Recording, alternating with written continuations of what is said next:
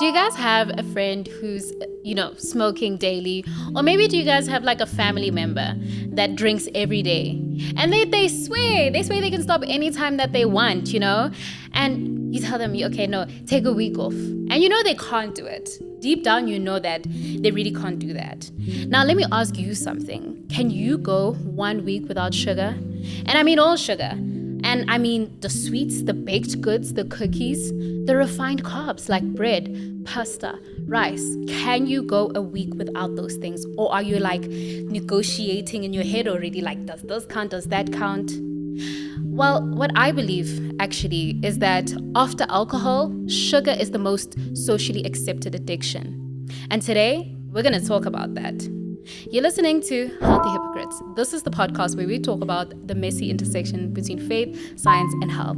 And I'm your host, Tumi, a follower of Christ, a dietitian, and a lactation consultant. And I believe that health is not about perfection, but rather it's about intention, honesty, and grace. And today, we're talking about sugar addiction and why it is so hard to overcome and how it even gets all of us. But first, what is a Healthy Hypocrites video without a confession? So I'm going to pull out the confession jar. My favorite thing ever, or is it? I don't know. Anyway, so let's see what today's confession is. Okay, let's see. So the confession is, what is your guilty pleasure with sugar? Yikes. So I think I've mentioned this before. I'm not like a sugar, like sweet things person. But since we're also talking about refined carbs, don't give me bread, guys. Don't give me bread. Oh, don't give me panini. Don't give me ciabatta. Don't give me any of that stuff. I'll go crazy. It's like cocaine for me. I swear. So I would say that is my guilty pleasure. When I start, there's no stopping me. But, when I think about all of these things, when I think about sugar, it brings me to 1 Corinthians 10, verse 13, that says, "No temptation has overtaken you except such as is common to man. But God is faithful, who will not allow you to be tempted beyond what you are able." And then it goes on to say that for every temptation, there is always a solution, and that is what God has created for us. So it gives us comfort to know that anything that we're facing, our fellow brothers and sisters on this earth have gone through it. And there are some, and a lot, who have overcome it and have gone through it and have come out on the other side of it. And so this should bring us a lot of comfort. So why are we so addicted to sugar? Why do we like it so much? Why are we so drawn to it? I want to bring out an abbreviation I came up with that's called SHAME. Like shame, like shame. But no, like shame. Because that's what we really feel when we have a sugary snack when we're not supposed to, when we indulge in a lot of sugar, we feel shame. And so let's break it down. Let's see how it actually happens that we get exposed to so much sugar. So S is for social media and advertisements.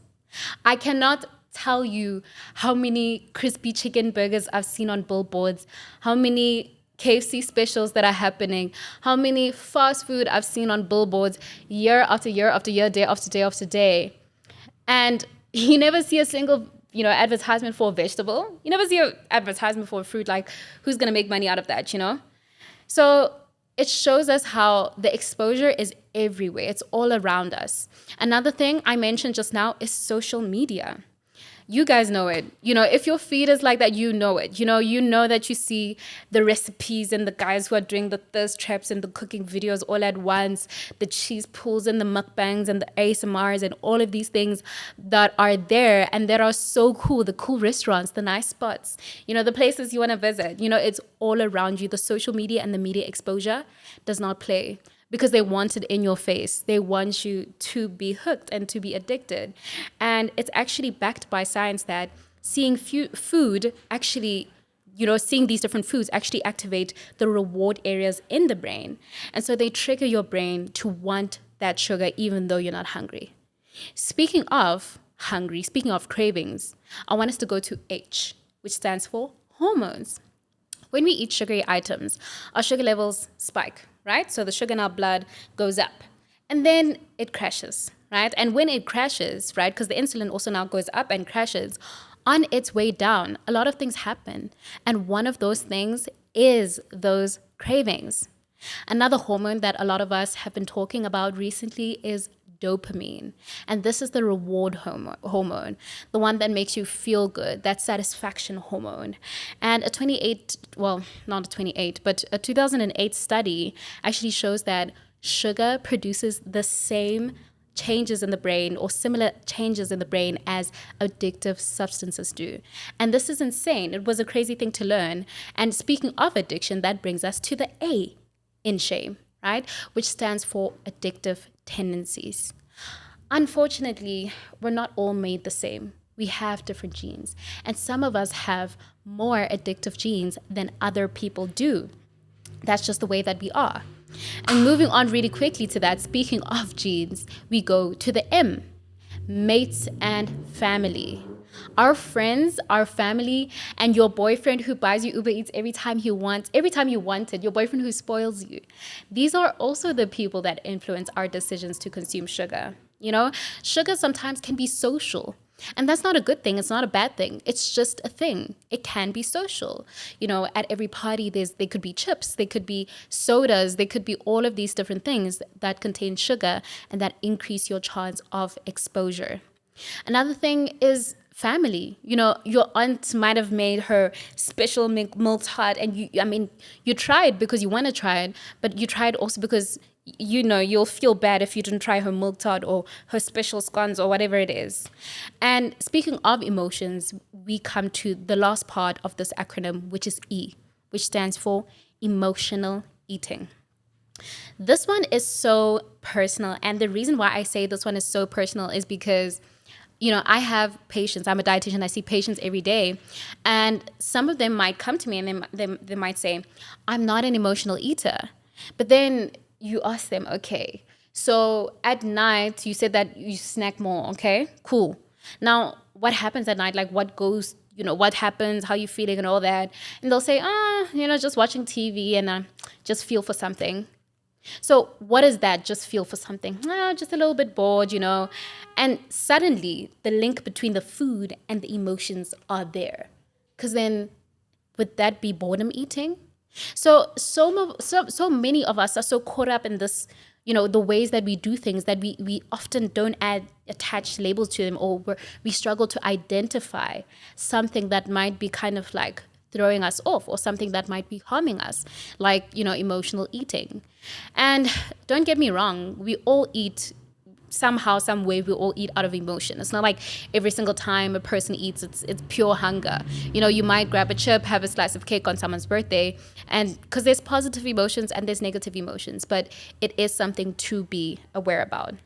So now that we know where the sugar comes in, through this SHAME acronym, which is social media and advertising, hormones, addictive genes, mates and family and boyfriends and all that, and emotional eating. Now that we know all of those sources, we need to decide, okay, how are we going to approach this thing? How can we do this in such a way that it would be optimal for our health?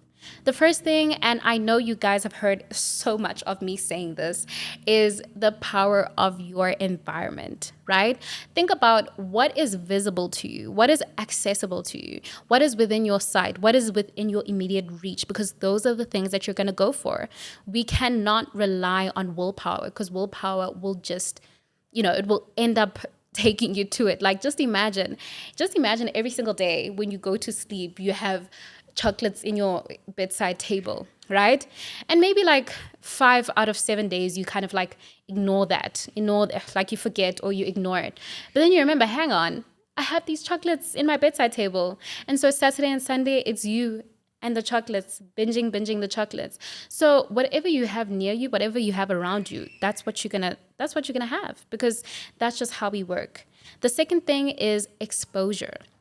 Now, this one is tricky because you cannot control the advertisements you see out there. You're going to see the billboards. You're going to hear it on the radio. You're going to hear it from your friends that, oh my goodness, there's a new Wacky Wednesday, whatever it is. But what you can control is what is on your phone.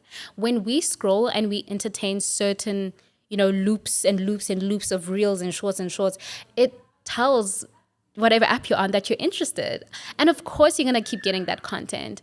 But if you start curating your feed in such a way to say that, okay, I like flowers, I'm going to look at different flowers. I like gardening, I'm going to look at gardening stuff, or cars or clothes or fashion, or, whatever it is that you're interested in, and filling up your feed with that particular thing, it allows you to kind of detach yourself from that, that addiction a little bit. And then the third thing is awareness. When we pause and take a moment to think, how am I really feeling right now? It allows us to kind of break that pattern to say, okay, am I going to react to this? Am I going to allow myself to play this out? Or am I going to treat the symptom? If I'm bored, maybe I should call a friend. If I'm tired, maybe I should take a nap. So trying to look at the real reason as to what's going on and, behind the craving, that awareness can take you a long way.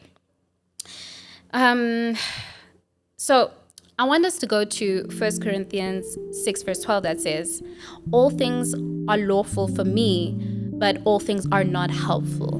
And so essentially this shows us, or this tells us rather, that although we have access to different things, it doesn't mean that we should abuse that access. It doesn't mean that we should necessarily entertain that access all the time, that we should not become masters of, these things, and especially not sugar. Sugar doesn't have to be a bad thing, it just shouldn't control you, and at this point, we've learned that sugar is biological, it's physiological, it's social.